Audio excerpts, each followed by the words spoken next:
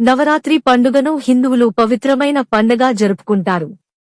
ఈ సమయంలో ఇంటిని శుభ్రంగా ఉంచడం, ప్రతికూల శక్తిని తొలగించడం చాలా ముఖ్యమైనదిగా పరిగణించబడుతుంది. అందుకనే శరన్నవరాత్రులు మొదలు కావడానికి ముందు ఇంటిని శుభ్రం చేసుకోవాలి. ఇంట్లోని కొన్ని వస్తువులను ఇంటి నుండి బయటకు విసిరేయడం ద్వారా దుర్గామాత అనుగ్రహం లభిస్తుందని నమ్ముతారు. ఇంట్లో విరిగిన విగ్రహాలు, చిరిగిన బట్టలు, విరిగిన గడియారాలు, విరిగిన పాత్రలు మొదలైనవి ప్రతికూల శక్తికి చిహ్నాలుగా భావిస్తారు. వారిని ఇంటి నుండి బయటకు విసిరేయడం సరైనదని భావిస్తారు.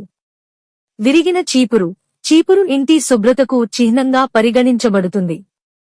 విరిగిన చీపురు ఇంట్లో పెట్టుకోకూడదు.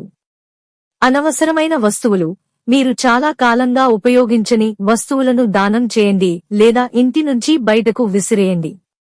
ఎండిన తులసి మొక్కను ఇంట్లో ఉంచుకోవడం అశుభం. దీంతో విష్ణువుకి కోపం వస్తుంది. నవరాత్రికి ముందు ఇంట్లో ఎండిన మొక్క ఉంటే ఆ తులసి మొక్కను తొలగించండి. అప్పుడే ఇంట్లోకి పాజిటివ్ ఎనర్జీ ప్రవహిస్తుంది.